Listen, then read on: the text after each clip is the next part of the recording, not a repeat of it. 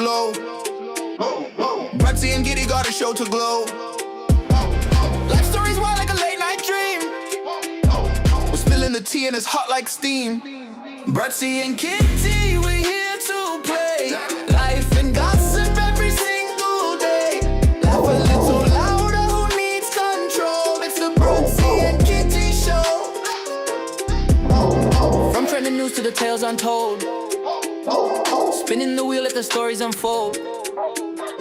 Catch us in the vibe where the chatter grows. With a pair that keeps you on your toes. What's the buzz? What's the word? Spill it fast, haven't you heard?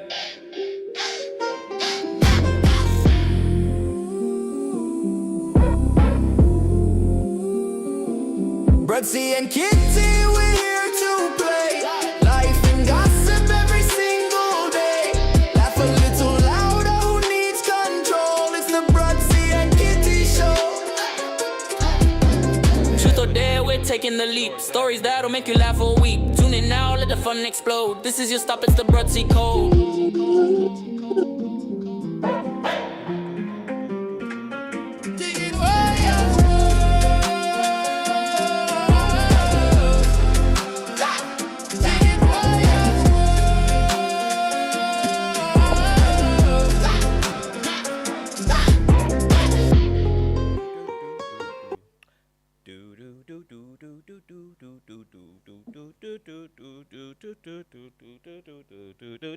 Right. What is up, good people? You're watching Bruddc and Kitty show today. Kitty, it's Thursday. We're nearly at the end of another week. Yay! And we've been really good. We've kept to our times this week. We've been really, really good. We've got a show to go. Bruddc and Kitty got a show to go, mate.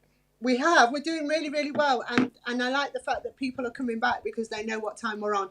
Just so that people know that on Fridays, what we try to do is try to end the week on a 6 o'clock show so that you know where we are.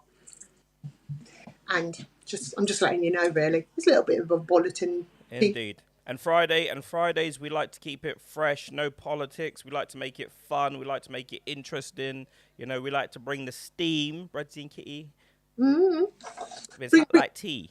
I think that's the word. I think that's how the song goes. I can't even remember. We like to round the week off, don't we? With a bit of a giggle, send you into the weekend with a smile on your face, and happy ending style.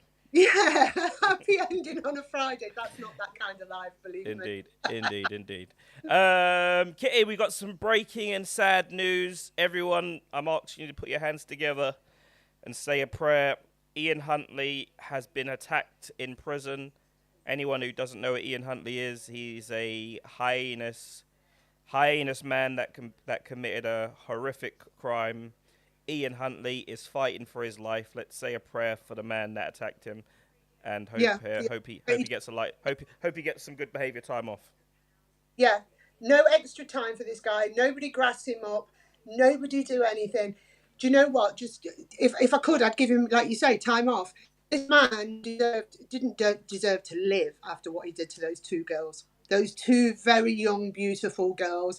He is the you know, like when I'm thinking of people that I would, the death penalty, he's one of them that I would have done. And his girlfriend, Maxine Carr, although, a lot of people stand up for her and say that she was only complicit with hiding it. I don't think she was. That's just my personal opinion. But unfortunately, he's still alive, which let's hope and pray, keep our hands together and hope that God does his work.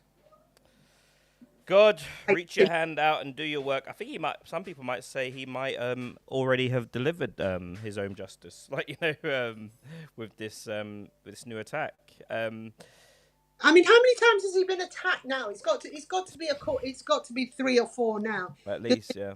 High profile times, yeah. So I suppose you could argue, I mean, I know you always say this, because I always say this about the American prisons and the death penalty. I think, personally, a quick is better, but you always say, like, prison justice is sometimes, let them have some prison justice as well. Oh yeah, it's horrible. Not that you'd feel sorry for them, but once you hear and you know they're gonna be the things that happen to them, like that's the ones that like, fully submit to the whoopings, the beatings, and all Yeah. the other sort of, essay that's going to be going around in the prison. The ones that like try and put up any sort of fight, they end up with either the acid or they end up getting the worst beatings imaginable. Faces out here, noses out there, Yeah. joints and arms bent back in different places, and And my only argument to that is here in the UK we protect them. They're on the rule, as it's called, the 53s, the numbers. Yeah. They are hidden away from everyday people. And it takes something to get you there to get them. And occasionally I have heard that the prison guards forget to lock doors and so on and so forth. But in the meantime, we're keeping them alive and we're keeping them protected, and we're paying for that as British taxpayers. That's the bit that I sort of have the problem with. Yeah. And then we're leaving it to the prisoners to get extra time to dole out the justice. Yeah. Whereas really we should dole out the justice as a community and as Britain. Like you say, one of the things we can all unite in is the fact that none of us want children touching. We don't want anything to ever happen to any children, whether it be horrendous murders or SA. Yeah, if you commit a crime against young children, then I mean, the King's justice is needed. The King's justice is definitely needed when you do things like that. We just can't have a system where people are protected after doing something so disgusting and so disgraceful. Like, you just can't have that. I mean, what benefit does it serve? Like, I know the big thing is we always like to paint people as monsters and because they commit these monstrous crimes and stuff. But we do obviously have to remember they have family. If it's your dad that's done something, if it's your uncle, it's your brother or someone and someone, you probably... do you know what I mean? Like, I totally get from that. There, imagine a 6-year-old boy. Imagine a 6-year-old boy. He's not done nothing wrong, but his dad's a monster. His dad's done something horrible, and then he has to see his dad be finished on life. So I think, I think life in prison is probably something we can do with. Do you know this? Where I always go with that is the Jamie Bulger killers, because we were just talking about them, and they were Afternoon, Claire. Sorry. They were 10-year-old, 11-year-old boys at the time. Can you imagine what they were saying? We saw it in adolescence, didn't we? These people, these young kids going, "Daddy, I didn't do it. Daddy, I didn't do it." And that's where my head goes in these moments. But at the same time, they are monsters. And as we know, because one of them is still committing crimes. Yeah. So we know that one isn't fixed. I mean, the other one apparently is living away from it all, doesn't want anything to do with it, has not committed any crimes. But is it John Venables? That one apparently is in and out of... When they released him, they found all sorts of images on his computer and things like that. Yeah. If you just joined us, guys, we started this with saying a prayer. Ian Huntley has been attacked in prison and he is fighting for his life. So everyone say a prayer for the man that attacked him and pray that he gets some extra candy, extra whatever it is. What do they call it? Commissary? Whatever. Yeah, if anybody can get their number for their box. Oh God, good God! You set up if he sets up a GoFundMe, oh Lord, that man's going to be rolling in it. Yeah. Do you know what? It might be worth the extra 10 years that they get. I just think that they've done the job this time, to be honest with you, because I'm sick of hearing about him. I think it's time now. Yeah. He's had 20 years, because we've just looked it up, obviously on ChatGPT, because that's where we get all our information from, and it was 2002. Don't say that, Kitty. That's so waste of taxpayers' money. We agree. We agree, Claire. We agree. With all the waste that we do, we talk about a lot of taxpayer wasted money. Like, do you know how many police officers that we have to hire and how many sort of care workers, people that we have to hire to supervise these people when we put them in areas to keep an eye on them and stuff? Like, these people are costing the taxpayers a bomb. Like, and then why put them in areas where there's kids? Sometimes they put them right next to schools. Like, stupidity at its finest. Like, these people, if you're being monitored, you need to be monitored somewhere safer than that, man. Like, on a little island somewhere or in a little town somewhere where there's just you people. I just think, because I told you a story, didn't I? Years ago, I ended up in the hospital, and when I was there, a guy walked in with 2 prison officers either side of him, obviously handcuffed, but you could see he'd been sugared. Now, if people don't know what sugar is, what they do is they boil up a kettle, fill it with sugar, throw it in the perpetrator's face, and it literally melts their face. I'm not advocating for this, but I'm just telling you what it is. This guy's face was melting. Now, as I was saying to Bruddc, we know that there are two reasons for this. One is you're a grass, or two is you've troubled children or women.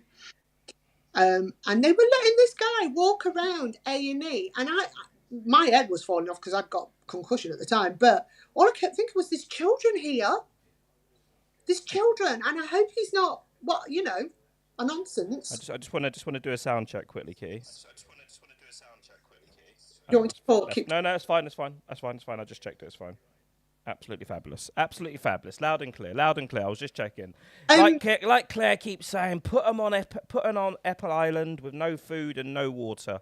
Yeah, I mean, we could do something like that. That'd be good. But I don't think it's gonna happen though. That's the only unfortunate thing.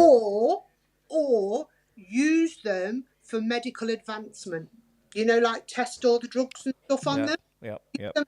At least then they've got some use. They've given something back to the community for what they've done. That's the only thing I can think. I mean, I have several thoughts in my brain that I obviously can't tell because we're on TikTok. The 2 bricks is always going to be my first go-to. 2 bricks, yeah. Every time you talk about those 2 bricks, upsets my soul a little bit because I have to picture it. Kitty wants to Kitty wants to be the executioner as well for this. Kitty with her bricks, like that. Just give me 2 bricks. And 2 bricks, no anesthetic. They stand up. Yeah. You tie something there to make it hang down a little bit. Yeah. And then Kitty comes in and claps them. Yeah. You take it like the beast you are, mate. Because that would be my first one. And if it falls off, I then think just lock them on on an island and let them bleed to death. You'll have to be careful, Kitty, with a reputation like that, saying things, and you'll get a whole load of men asking to volunteering for that. It is amazing, isn't it? Like, you think to yourself about men with their sort of desires and stuff. Like, it is amazing, honestly. Yeah, there are. I mean, listen, I don't judge anyone for their kinks and fetishes. It is what it is. Whatever gets you through the day, as long as you're not touching babies and children, there's no judgment coming from me. And if that's what you want, you bring your own bricks. I'm your woman. Yeah. There's I don't know if you remember the like some of these men have fetishes. There was it went around in America for a while, like amputations, and they were doing it in hotel rooms as well. Like, these men would pay someone like £20,000 to one of their legs off, absolutely mental. I mean, I saw something the other day. Some man messaged messaged a lady that I know, and he said that he'd give her 200 grand if he's personally allowed to tattoo her whole body, like cover her, So there are some interesting fellas out there. Yeah, I mean that's. Would you let someone tattoo your whole body for 200k? No. Somebody asked me today, if I could send you some money, will you tattoo your cleavage? Now I've got over 20 tattoos, as you know. I'm not afraid of the needle. In fact, I enjoy being tattooed. It's one of my life's pleasures. Yeah. Is that a yes from you then, Claire, in chat? 200k, you let someone tattoo your whole body? Not my whole body. I couldn't, not my whole body. I promised my dad before he died. He was like, "Is that the end of the tattoos then, kid?" And I was like, "Yeah." And then when he died, I did about another 10. But that's it. To be fair, some of them were actually, to him, to commemorate him. So that's how I got round that one in my head. But people's kinks and fetishes are what they are, aren't they? As long as they're not hurting anybody, and as long as everybody's consensual, I don't think there's a problem. I like to provide a safe space for everything. You can talk to me about anything, as long as it isn't about children or animals. Or I once saw a bloke that liked to. He was in a relationship with his car. Yeah. Yeah, that sort of. There's a lot. Honestly, a lot of men want some peace and quiet. They want some peace and quiet in this day and age. They don't. So, we spoke the other day about men turning into AI girlfriends, just wanting a yes person, someone just to say yes, no argument, yes, master, you are the best, and we are missing you. Oh, well, But Thailand and them lot are really, really annoyed about it because they are losing their jobs now, aren't they? Because that's where those guys used to go before AI. They used to, as we know, it was one of the biggest sort of tourist spots for sort of marriage. You know, finding a Thai bride that we got naughty Claire in the chat with 3 tattoos that her dad doesn't know about. You'd go mental, she says. No, my dad, when he first saw mine, I think it is a problem. Savvy one. What's a problem, sir? We started this conversation talking about Ian Huntley being attacked in prison, guys. Hey Ash, shout out to you. So we started just talking about Ian Huntley being attacked in prison. We're all praying for a safe recovery for him. But yeah. What we're actually praying for is the person that actually did it gets away with it. And is released on on probation very. And this is the last time it happens, and he doesn't survive this one, and hopefully he's in a lot of pain. I have, my thoughts on how I would have ended it, but I think Kitty's got this brick fetish. She keeps going on about these 2 bricks that she wants to bash wrong and zing with. Kitty, you said you had some breaking news. Well, not breaking news, some more information regarding the BAFTAs, the bloody BAFTAs. Honestly, guys, everyone, I don't know why this is the official story on every news outlet still going on about the BAFTAs. It's almost like they're trying to distract us with something. But Kitty, do go on with the exclusive news there. Right. So apparently, obviously, we all know that this guy's got a tick. This guy was ticking all night. They put a microphone next to his table where he was. And he'd said to them, please, listen, I've got a tick. They went, don't worry, we're going to switch that microphone off. No one will hear it. And if they do, we're going to edit it out. Before Michael B. Jordan and Delroy Lindo came to the stage, Alan Cummings, who was the MC for the night, stood up there and apparently he shouted PDF. Right, he called him a PDF. Now that, funny enough, was edited out. Ironically, that the BBC edited out that word, yet they wouldn't edit out the N-bomb. I can't make it make sense. Now, they promised him that they would edit all this out. They wouldn't, literally, nobody would hear him ticking. He'd warn them, he'd beg them, please don't, I can't come if this is, like, don't worry, let us just celebrate your film. And that's what they did. And he didn't realise it had happened until he heard the N-word himself, and he mortified and ran out. Yes, we all know that they chose to allow the N-bomb to drop in. We've got enough information. I think all I can suggest is that, the BBC must be desperate, or they must be desperate for ratings, which I don't understand why, because they make us, it's kind of like law. We have to pay our council tax, our TV license if we have a TV in the house. So I don't get their motive around this unless someone at the top in BBC is getting a backhander from the movie, because the movie's obviously going to do so well now. Obviously, it's probably gonna sell a lot more than it probably would have without all this nonsense. Because not many people would have really watched that movie. To be fair, he's done more for Tourette's in these last couple of days than anybody's done in absolute years. So for that, I'm grateful. I just wish people could move past that N-word. I mean, I'm a bitch, right? He shouted that out. I'm not taking offence. He shouted the N-word and then followed it with bitch. Yeah. I'm not offended by that word. And I am. Do you know what? I would rather talk about anything else other than these BAFTAs awards. It's so... It's so time consuming. I think the only thing we can conclude that the BBC were willing to use the race card to get their agenda. I don't know what it was. I don't know what their goals were. What the possible outcome they wanted. Obviously, sorry, I had to take a phone call. Claire, you don't have to apologise for living your life, girl. She's so polite, Claire, isn't she? Yeah, she's lovely. The only reason when she's not trying to chuck out the NHS workers. Yeah. The only reason I'm bringing it out is I want people to be aware of the situation. I want people to know that and to see what we're all seeing, which is this is a setup. This is a stitch up. They've stitched that poor man up, and they've stitched those two actors up. And right now, everybody's divided. Nobody can decide whose side they're on. And I just hope, and I said this yesterday, I do hope that nothing happens to that man, because he's already tried to take his life once because of his tics. I just hope he doesn't feel, that bad ever again. Well, my sentiments exactly. The BBC is racist. Yep, everyone is racist. I love that. Let's not talk about them anymore. Kitty, something we do need to talk about is the dangers of social media for our little people. A recent investigation came out that they set up 4 social media accounts for a 14-year-old, and within 2 minutes, they were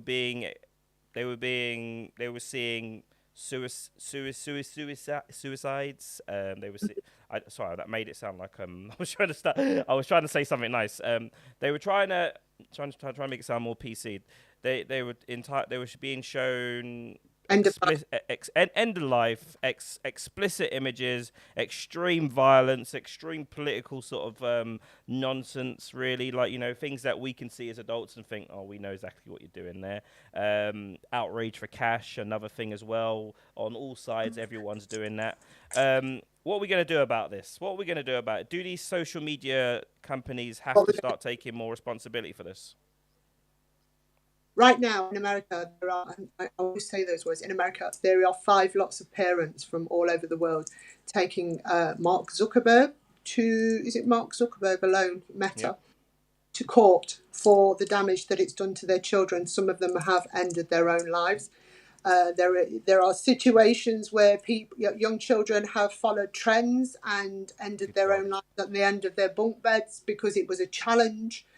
Can we just jump straight in on that one, Kitty? Because I couldn't believe it. Like, what person, what moderator allows it to get, like, someone moderating your social media platform where it becomes a thing where there's trends on how to end your life? How does that even become a thing? Like, you show a bit of cleavage, Kitty, and your account's gone. Someone can go viral doing end of life things to do in your bedroom. Yeah. The only possible logical situation, the answer to that is that these people are demonic. They want our children destroyed. They want to destroy our children's minds. It's abhorrent, and that is the only word I can use. It's abhorrent. To show these things, to be allowed to show these things. Why, like you say, why are not moderators? I can barely say words on my accounts, and I'm jumped all over. Yet these children are seeing these things, and they're challengers, and they're going viral, and they're going all over the world. Can you imagine, as a parent, going into your child's room and finding them on the end of their bunk bed? Because they've tried to do a trend, and there was it the glue thing? There was a glue thing once as well. We spoke about it briefly. There's been too many, and it's just become. I mean, what the world we live in, this Western world that we live in, that we try and tell everyone it's so amazing. We have become like, I don't even know what we've become. Like, it's like things that you would just laugh at, things that you'd think are comical, things that you would argue just aren't true. Unfortunately, it's really happening. You're seeing serious people at the top of the chain freaking on islands doing madness. You're seeing you're seeing all these crazy things. It just doesn't make no sense to me. It's like Claire's just said, we're desensitized to everything. Charlie Kirk. How many of us saw that? How many of us wanted to see that? Nobody wanted to see that. Nobody wanted to see somebody ending their life, but we saw it because, Anthony Joshua. How many times did you see that? I saw it I saw it for what I saw it. I mean, I saw it for a little bit, but I definitely didn't like dwell on what I saw. Like, I only needed to see it once or twice. The only time I actually went back is when people were there was, like, this is what you get. You get people making up conspiracies. So it came up when I saw it. It said that Anthony Joshua was driving and he changed seats, like, and I saw a whole load of rubbish like that, and obviously just wanted to check for myself, like, Yeah. We are disabled. Observe, don't absorb. Of course, that's lovely put there. Lovely put there. But Guys, if you do, sorry, Katie, 1 second. If you do want to join our chats, guys, we are live on B&K Live on YouTube or Bruddc Entertainment on YouTube. You just have to go to the live in the chat. There's a link. You can come in. We welcome you coming in. We can't accept TikTok guests at the minute, guys. So we're multi-streaming. So go over to YouTube. How do we do it? How do we stop our children absorbing it? Because it's everywhere. How do we do it? And it's the guilt. It's the guilt, Kitty, because everyone's saying they feel guilty because everyone else has got a phone. They feel guilty and they want to give in. But I feel like we've got to get to the point where we say, no, sorry, no. You know, they're saying that children that are I think the earlier you start, the more chances are of you being more suicidal. Like, you know, your child and stuff. Like, you know, just the data is just mounting up on technology and what it's doing, and because it's all these social media platforms have just sort of dropped like in the last 5 or 6 years, like properly where it's all gone a bit crazy and stuff. Maybe the kids will say it's been around for longer than that, but for us of certain age, like, you know, we can see it for what it is now. Like, you know, shout out to Emily Rose. Thank you very much for the rose. Kitty. Yeah, I just don't know how we're going to do it. How do we tell our children to stay away from these things? Because if they're, and also you've got that, well, my mate's doing it. My mate did it. My mate survived. Don't worry. Blah blah blah. Who wants the one that gets it wrong? Who wants? Oh, it's just so frightening. We've got so much to worry about, haven't we? Like, yeah, sorry, Kate, what were you gonna say? Yeah, I mean, I've told you my daughter's 18, so she's old enough to have a phone, and she's got phones and she's got accounts. I told you when I was setting up my YouTube account, I found out she had a YouTube account. I didn't know she had it. I went in, and you want to have seen some of the messages. I was appalled. I was appalled. These men, literally grown men going, oh, you like SpongeBob, do you? I like SpongeBob. And they were trying. Now, Mia hadn't even read some of the messages. She'd not even bothered. I don't think she even knows that there are messages. I went in and saw them. And these men were all over it, seeing that it was a child. Because my daughter literally just shares like SpongeBob stuff. And they're in the big blue house. She's 18. There's not a lot I can do, but she has the mental age of a 6-year-old. So obviously she's sharing these sort of things. And there are these predators. So not only have we got predators, we've also got people that are setting up challenges that could end their lives. We've got people that are showing killings and, you know, we're seeing everything eating on it. Eating disorders. They're out there as well. Do you know? It's I don't know how we're going to save our children. I don't know how to save them. Yeah. Because at one point I went on to the Thin Talk, which is the people that encourage you to lose weight on TikTok. There's not only the Fat Talk, there is the Thin Talk, where they are encouraging you to eat toilet paper to fill to fill your stomach up. And social media and these social media platforms are just allowing stuff like this, are they? Yeah, I can't sit there with a bit of cleavage. That's mental. Shout out to Petroleum Jelly. Nothing is censored anymore. It's like they want us to drive off a cliff. Like, you know, it's like they just, like I was just gonna say, there is so much for us to worry about. Like, you know, the last thing you want to worry about is what your kid's watching, and they may try and do one of these crazy stunts that ends up with them ending their life on accident, you know, doing some trends. Like, how can it be a trend? A trend is something that goes viral. Like, you know, so people have to see it. So how can a freaking suicide freaking challenge go viral? That just says everything about these social media platforms. They're mental. They're sick. And in fact, us talking about it promotes them. Yeah, this is the thing. Kids will start, oh, what have we missed? You know, it was the balloon gas things before, wasn't it? They were all doing that. There's been all sorts, but it frightens me to death. Like I say, Fat Talk was bad enough for me. That wrecked my head, because there were people, you know, telling people to stay overweight. Well, that's a personal choice. But these were grown adults. But this was, the Thin Talk thing was aimed at like 15-year-olds. So they were encouraging basically eating disorders. And it just upset me so much. This is so much, isn't it? It's honestly, it's so scary. I think the safest thing to do would be to turn off the TVs and turn off the phones. But then you you kind of feel like you'll be missing out. I feel like ultimately though, I do remember like there were some times when my kids were younger that we'd just take the phones away and there'd be no phones for the day and stuff like that, no computers, and you see the difference. The difference between your child with no phone and no computers to your phone with a phone and computers is night and day, you know. Summer helps as well when summer's out, when the sun's Yeah. out, people want When to you, get out more. When it's like this, like gloomy, yesterday was lovely though, wasn't it? Yesterday was really nice. but then you've got the other side of it. Parents are working constantly, aren't they? You know, both parents are out of the building now, so you know what do you do? Children are on their phones. Yeah, and Children, for you have to, safety. yeah, you have to give your children a phone so that you know where they are. You have to give your children a phone so that you can contact them at any point while you're at work, while you're away. And then you've got the other side. You flip it to the other side. You've then got predators. You've got abuse. You've got trolling. You've got eating disorders. You've got challengers. What are we meant to do? We're damned if we do and we're damned if we don't. I think the only thing that someone's going to have to come up with a phone that you can contact somebody, but you can't get on social media. I think that will be. They have spoke. I have heard them speak about that, and it's not going to be popular.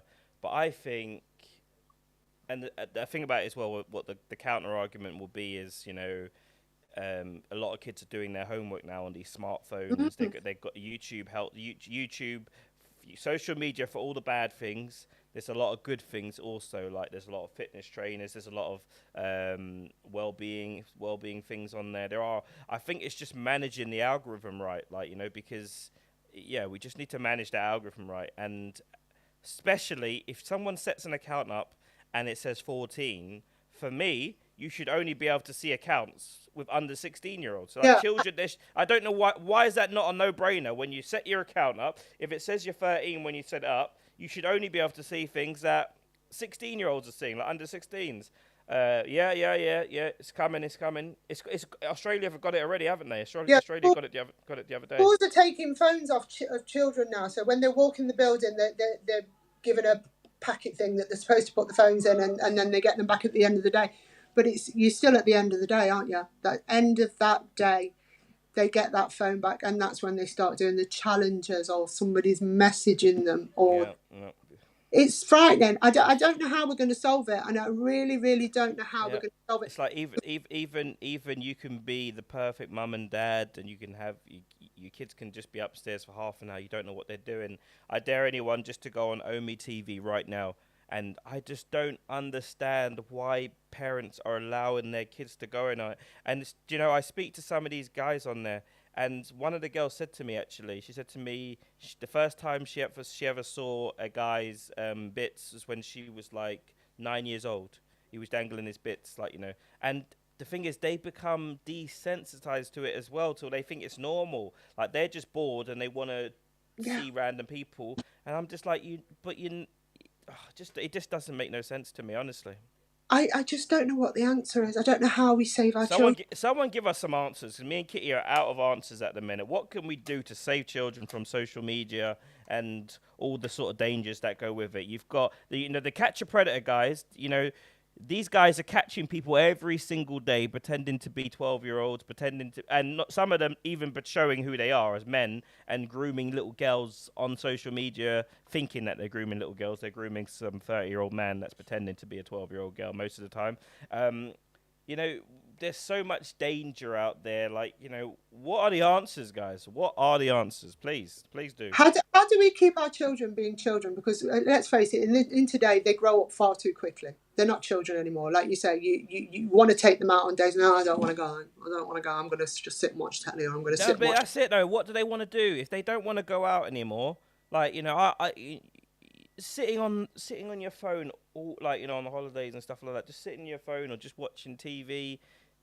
It's so dangerous because the TV's got so much better as well. You can't deny it. I mean, it's got us as adults, let alone like just Vampire Diaries. I know you're a big fan of Vampire. Have you watched Vampire Diaries? No, I don't. Vampire Diaries. I can't remember who it was, but you know, there's just so many good shows that will take me as an adult. I remember the first time I got introduced to 24. You know, I watched that in like I think I watched that like just all the way through, like days. Yeah. days. I would sleep for 2 hours. I was just watching it. I was working from home during that time as well. So I was literally not sleeping, just sitting there watching it. Like, it's really obsessive. Game of Thrones, that had me. Oh, Game of Thrones, I was just like, do you know how many times I've watched Game of Thrones? Me honestly? too. do you know how many times I've sat and watched Thrones. Game of Thrones? Good God. Yeah. You know, even the bits, right, that you know are coming that are really, really good, you can't take your eyes off because you know it's coming. You know, Battle of the Bastards and the Red Wedding and things like that. You just know it's coming. It still hurts though, doesn't it? It still hurts. Like, yeah, it still you know when what episode where Jon Snow, he's in the tower with is it Jon Snow? Is he in the tower? Yeah, is it Jon Snow? Yeah, Jon Snow's in the tower. Well, no, it's Bran's in the tower and Jon Snow's fighting the wildlings and he's fighting Ingrid, and you're just sitting there thinking, oh, they're so close to each other, and you just want you want the reunions. I think we need to start doing. Do you know what, Key? I think we should start doing a watch along from episode 1 of Game of Thrones again. Like, you know, and just go over it and break it down. I think so. I mean, there were so many bits. You know, those bits were like, even from the third thing when he pushes him out the window, and I still go, you know, because he goes, you know, sometimes you shouldn't watch. And you just couldn't believe it, could you? Sorry, guys, we've moved to fantasy TV show world at the minute, which is lovely as always. You know, yeah, I think we definitely have to do that. Like, Game of Thrones is definitely what have you watched the Night of the Seven Kingdoms? Have you watched it all now? No, I am going to do that this weekend because you said it's only three episodes. No, it's 6 episodes, but they're only 30 minutes. They're only 30 minutes long. I am in a weird situation with this Game of Thrones world and the fantasy world because for some stupid reason I have been watching all the audiobooks or listening to all the audiobooks, and basically I know the whole history of everything. I know the whole history of Sir Duncan the Tall, like, you know, and it spoiled the show for me. It really did spoil the show because they did a few deviations, but it really did spoil the show for me. And like, I think it's got me asking, because people always say book versus film, and I've always just said the film because I never really sat and read books like, you know, like that, especially not long things like that. Game of Thrones, 5 or 6 books, and I don't think you can do them both now. Like, you know, because if you're doing both, like, what's the point? Like, you know everything, and you've got all these bloody nerds. Oh, this is going to happen with Duncan the Tall, and all, like, it's so frustrating. I just want to squish them. Bridgerton. I've done the whole of Bridgerton. Now I know that's not something to you, but I've done the whole of Bridgerton, and it's filthier than what's on the TV. So for me, it's like, you know, it's not as good. So I sort of get it. The book, once you've read the book, it spoils it for the TV adaptation. But I am a big Thrones. The one thing I've never been able to get into, which I'm really surprised because I like Game of Thrones and I like Harry Potter's as well, is Tolkien. What's his name? Vikings? You know, you talking about Vikings? No. I got into Vikings, but that was for a totally different reason.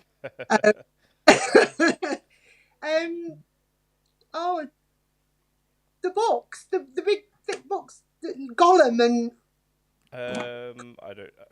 Lord of the Rings. Oh, Lord of the Rings. Thank you very much, Lord of the There Rings. we go. Petroleum jelly coming true. Well, into it. At least we got someone in here. Someone in here is focused. I have never been able to get into Lord of the Rings. Lord of the Rings is apparently very much like I think we've ended our. I think we've ended our main show. Let's go over to TikTok and let's chill out and just talk some TV show nonsense. We're just downtiming it now, guys. It's just TV show nonsense.